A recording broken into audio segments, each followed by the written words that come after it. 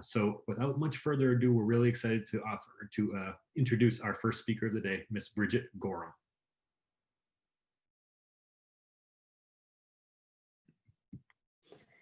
On July 7th, 1998, my brother Ollie was born, 7 pounds, 7 ounces, born on the 7th floor of the hospital in the 7th room.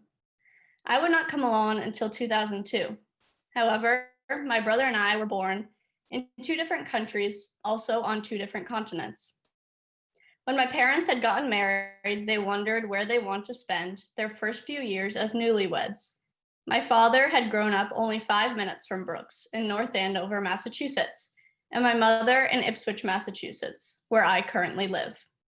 After getting married in Essex, Massachusetts, after the greater Boston area was all they had ever known, they decided to take a leap and leave everything in the States to move to London. Here, they had my brother Ollie and lived happily for 3 years. Just that, 3 years. When I was about 7 years old and finally able to grasp the situation, I felt disregarded. How could you live in the most beautiful city in the world and then decide to move back to Boston to have your second child? This was something that consistently came up in arguments, and I could always hold a grudge on my brother for it. I was always so envious of my brother for being able to spend his first few years of life in the city I loved the most. Needless to say, my jealousy over an aspect of my brother that he had no control over would always stay in my mind. Every year since the time I could fly on an airplane, we have gone to London.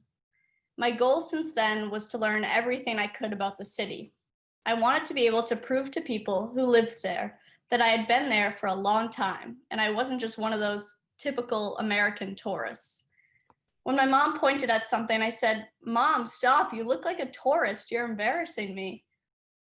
To achieve all my goals of being British, I made a list of things I needed to do. First, I started with the accent.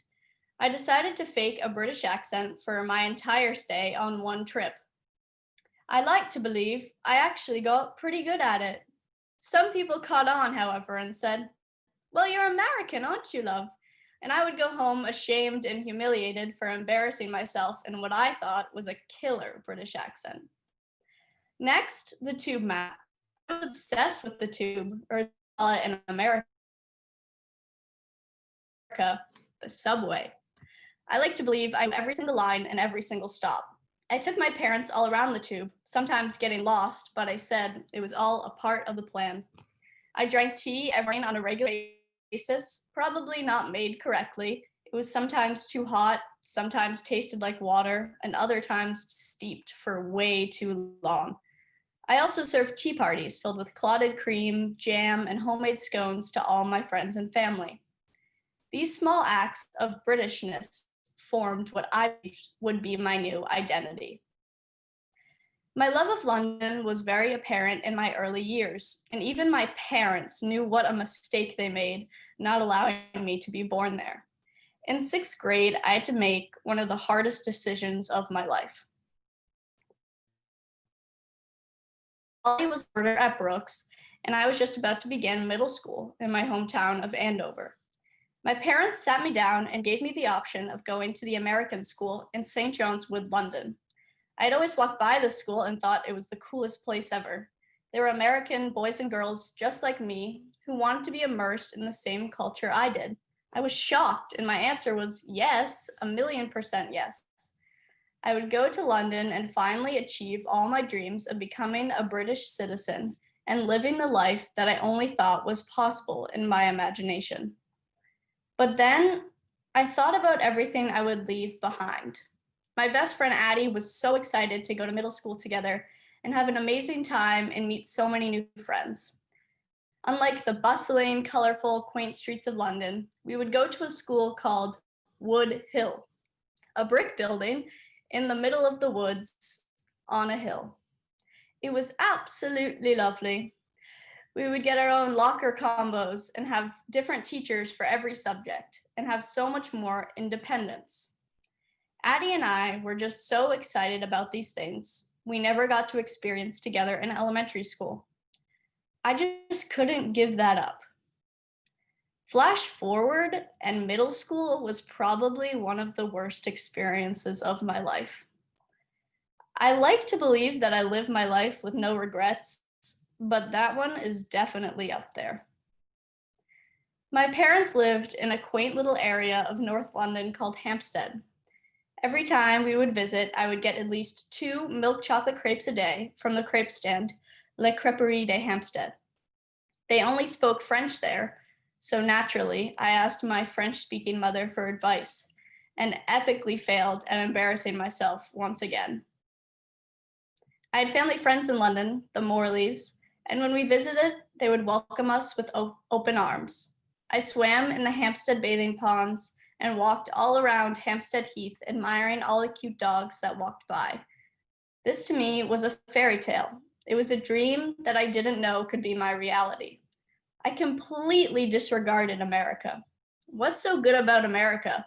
We only talk about ourselves, we are rude, we stole everything from the British, and we pronounce everything wrong. That was the mindset for most of my life. I just wanted to go back to Hampstead and eat crepes and be happy. Needless to say, I got a little bit selfish. One of my best friends in London was the daughter of my dad's coworker. Her name was Amelia. She and I talked about everything Americans and British people do differently. We compared words, trends, and phrases. One thing that completely differed in our ways of life came to college. Amelia always dreamt of going to an American college. She and her family thought American colleges were perfect.